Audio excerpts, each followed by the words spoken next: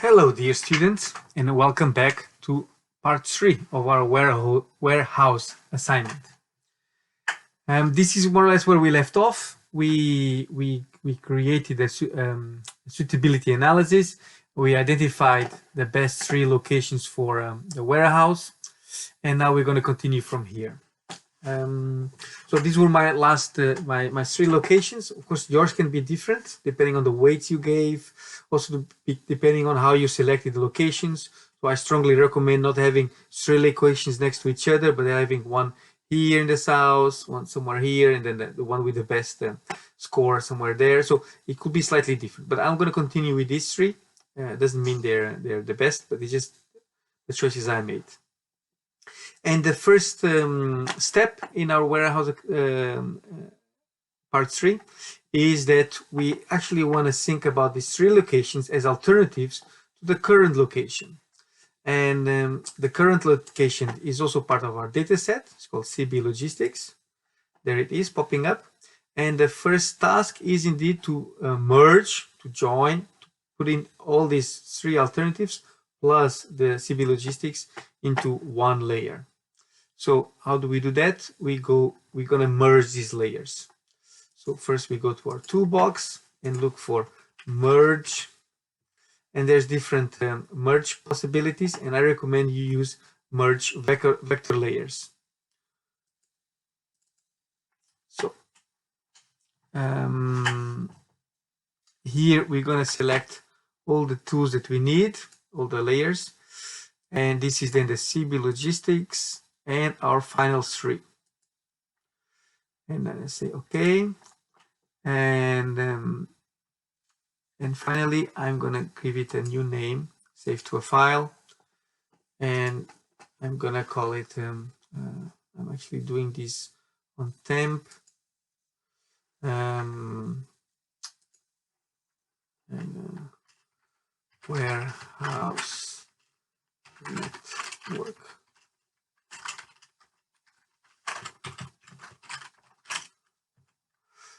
Okay. And I'm going to save it here. So I'm going to call it alternatives. Save. And run.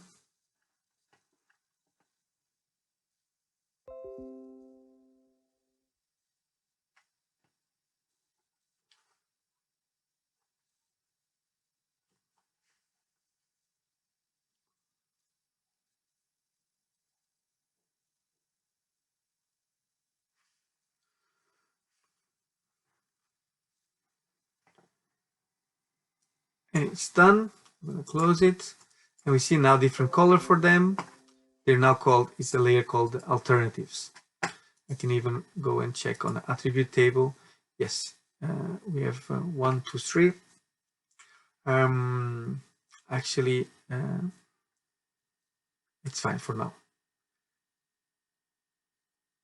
We have to give it numbers later on because we lost them.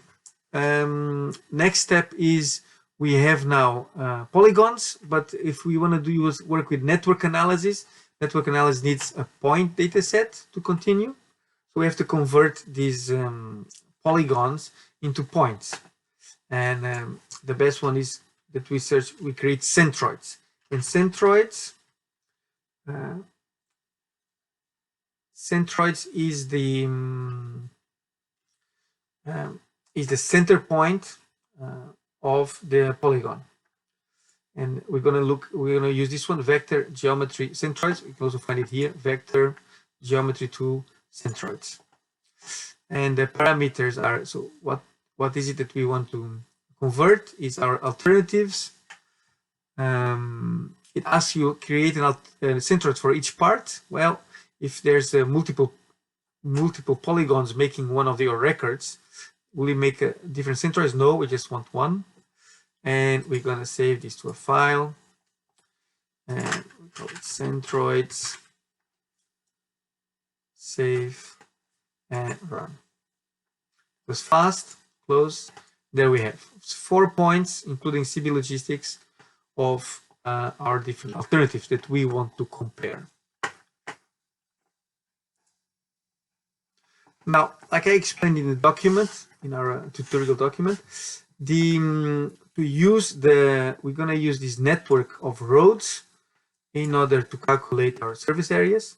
But for me, using the road network in the Dutch projection system, so this EPSG code 28992, which is the Dutch standard for projecting the spatial data, it gives an error. It gives very small, it just gives errors. We're using the network analysis. You can try it yourself. Maybe for your installation of QGIS, it works. But what I found that worked for me is that if I reproject this network, these roads lines from the Dutch system to the pseudo-Mercator, which is very common web mapping tool projection, then it does work. So let's do that now. Vector, data management, reproject layer. And which layer do we want to reproject? It's called the roads, this one, the roads layer.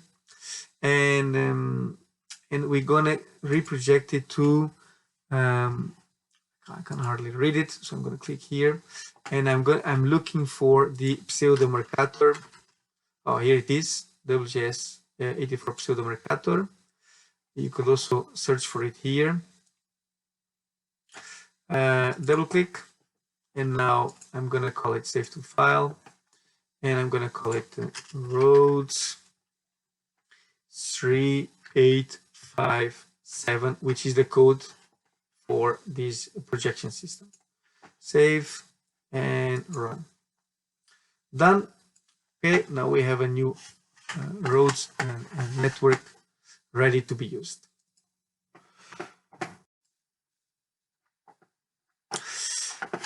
So I've changed the resolution on my screen. I think you can see it better now. So what we've done, we have now the roads and we have the centroids, our starting points. So now we should be ready to start our network analysis.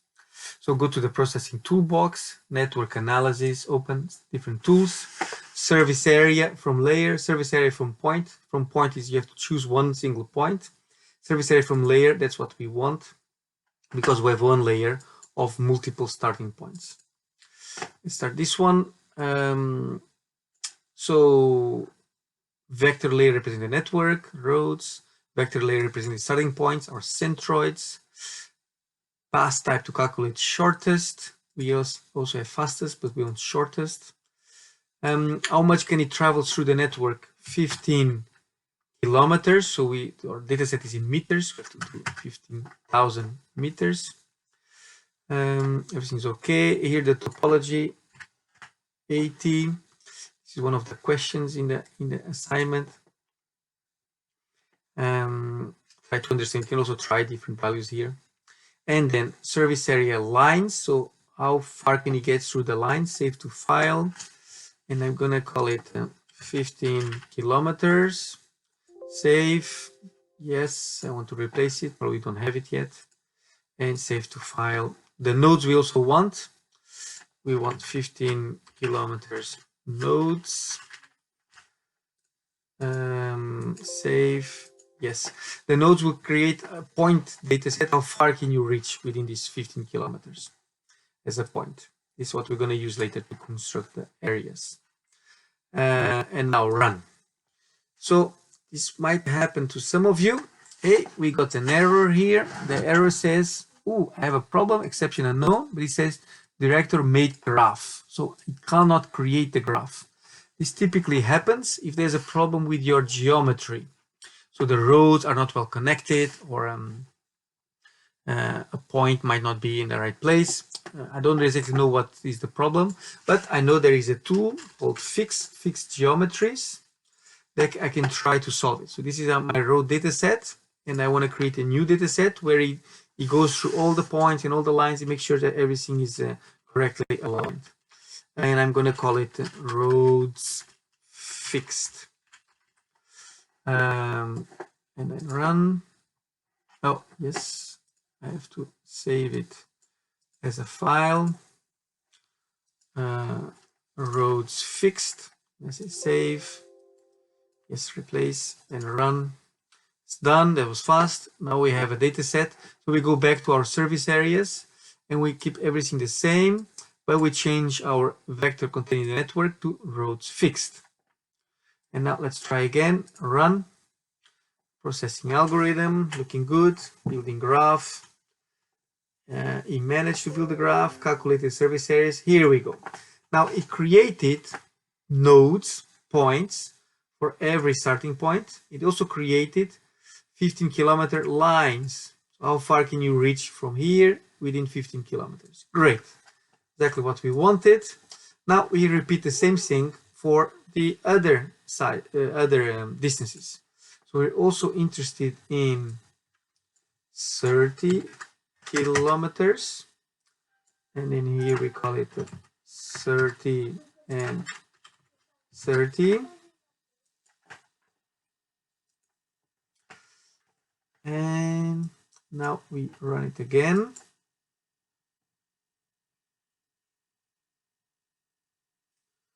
It's a bit longer. And last but not least, we have 40. Or was it 45? Don't remember now. It was 40, yes. And we are interested in 40 and 40.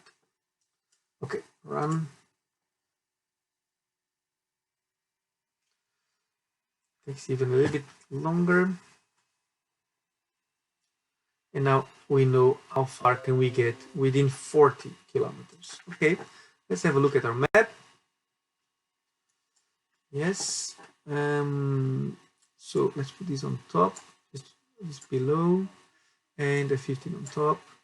Yeah, so we kind of now know how far can we get within 15 kilometers, that's the purple, 30 kilometers, that's the pink, and 40 kilometers, the red. Okay, so now we have our service areas. Now we want to compute how many people are inside these service areas. In order to convert these to areas, to polygons, let's call it, we're going to use a tool called convex hull. Convex hull. You can read a little bit about it in your help function. You can go and have a look to see what it does. And basically, we give it point data and it creates a polygon that covers all these points. Because we have to do it 3 times, let's not do it manually, but we're going to do it as a batch process. And we have here select from the open layers. We want the 15-kilometer nodes, and we also want the 30-kilometer nodes and the 40 kilometers. We need to give it point data. I say okay. Let's make it bigger.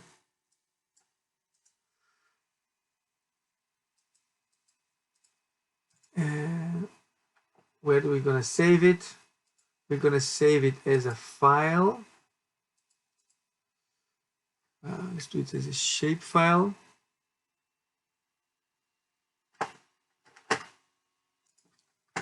Wait. If I click here, then I save it as a shape file, yes, and I call it convex or service area,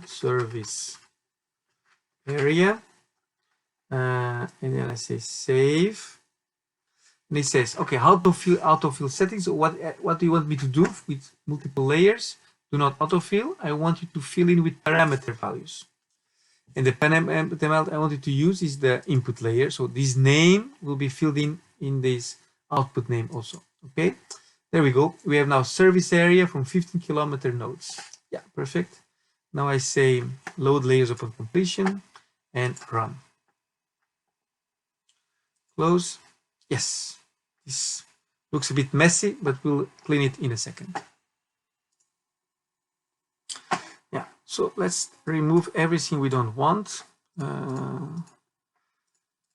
So this one actually we do want to make it a bit cleaner. So roads we can keep actually.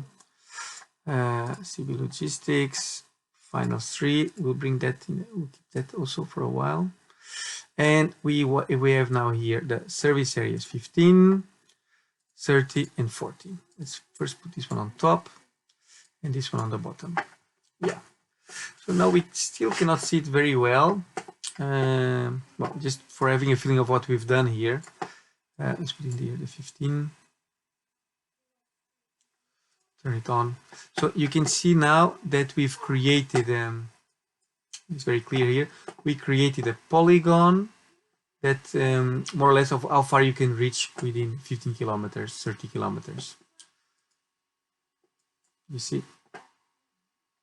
Okay, let's move on with the polygons. So now it's not so beautiful. Let's try to fix it then. So let's open this attribute table. We actually don't know which one is which. So let's do that first. We're going to edit it. We're going to use this code here to edit. So this one is actually, this one is number 2. Because, oh, this is number 2. And this is civil logistics. And this is number 1. So 1, 2. Let me go a bit closer. Let me pull this back, the centroids back. The sync with the alternatives. And we're going to also pull back. Okay.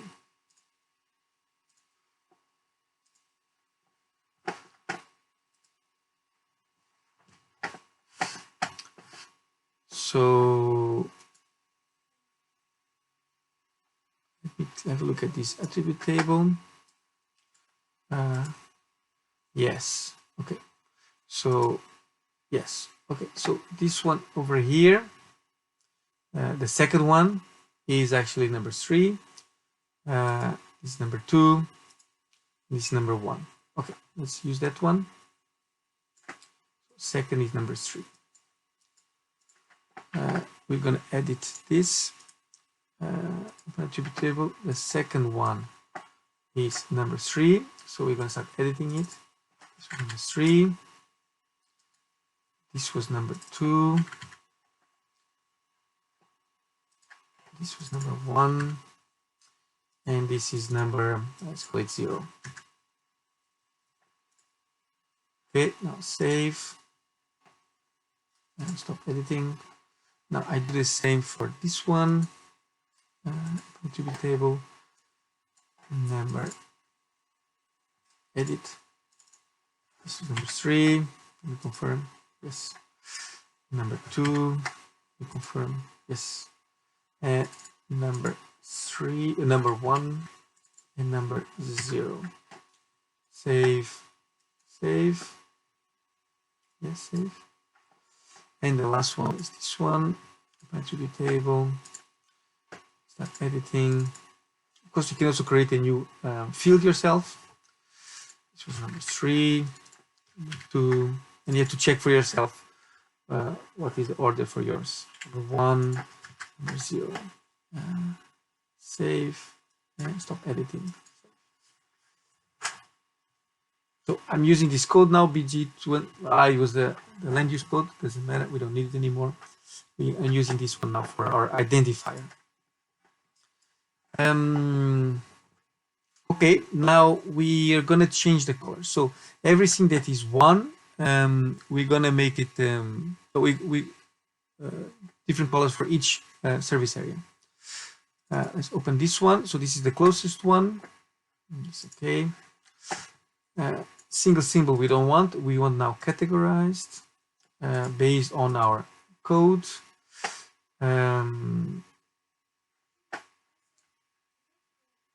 Classify, and now we have 0 is the current situation.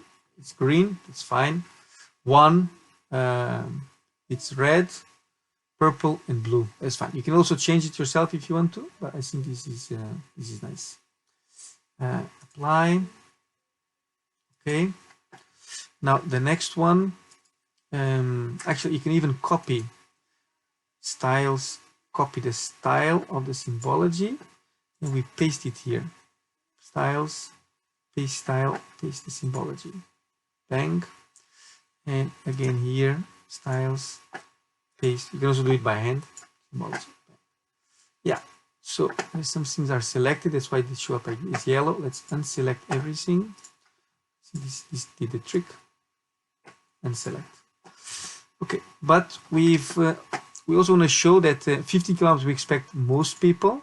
So we're gonna make it slight, not everyone, but a lot of people. Oh, cancel. We're gonna go to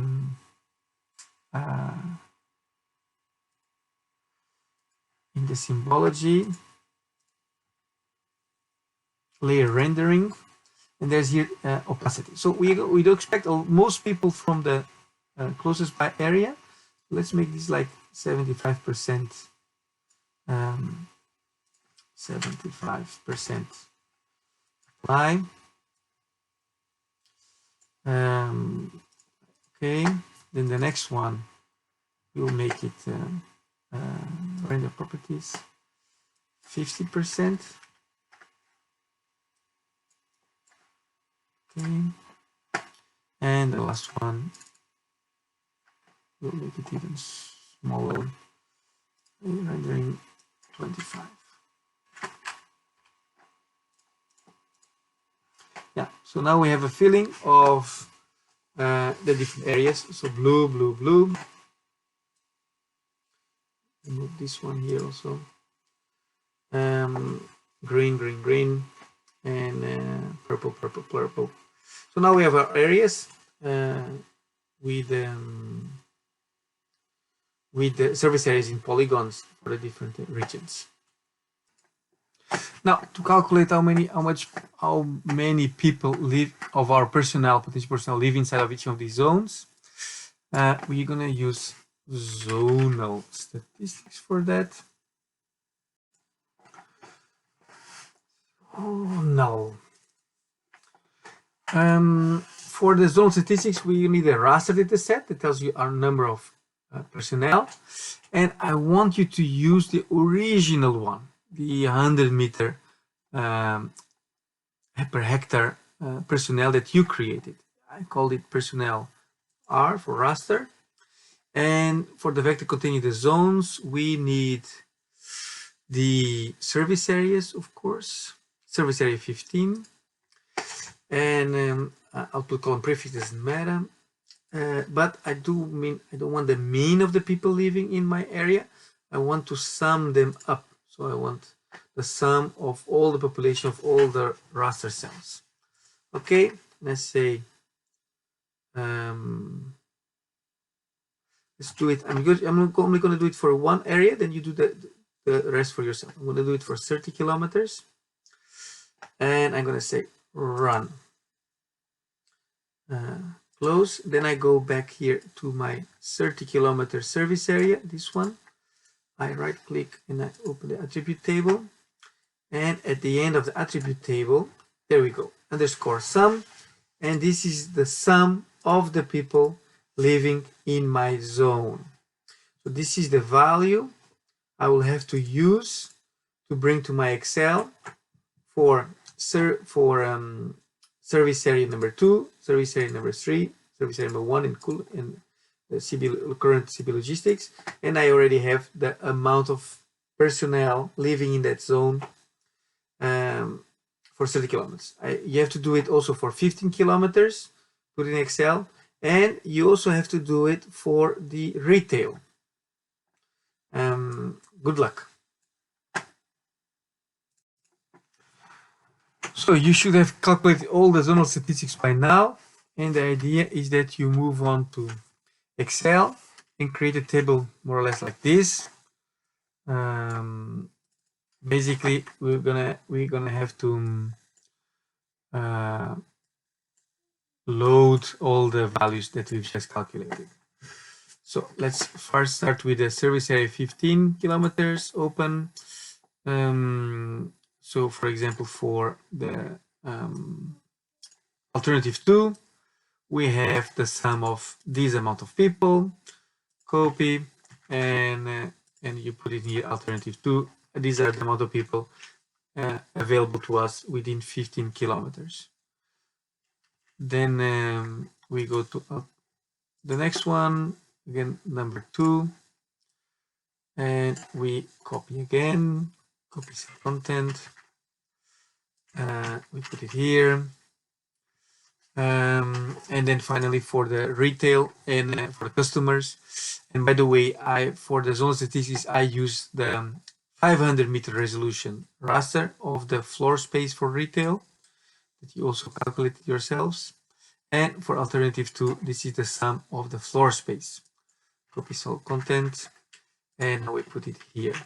Now you have to do this for all the different ones, and basically then you have to calculate, okay, these are the total people living there, but I don't expect everybody to come to my shop. Oh, by the way, this is not here, but this is here, customers. So the idea, what I was saying is that 0 to 15, I don't expect everyone. Do I expect 10%? Do I expect 5% of the people? You have to multiply by that factor. And then in personnel 15 to 30, do I expect less, of course, but 2%? So I multiply that by that factor. Do that for all the different values. So you have the personnel distance decay, personnel 15 to 30 distance decay. Then you sum them up, you get the final personnel. Then you have the customers. Then you have to standardize it, come up with a nice standardization way. And now you have both standardized personnel, standardized customers. You can finally create your multi-criteria analysis, your weighted sum. But of course, your scores will be dependent on the weights you choose. So think about doing some sensitivity analysis or at least scenario analysis. That's it.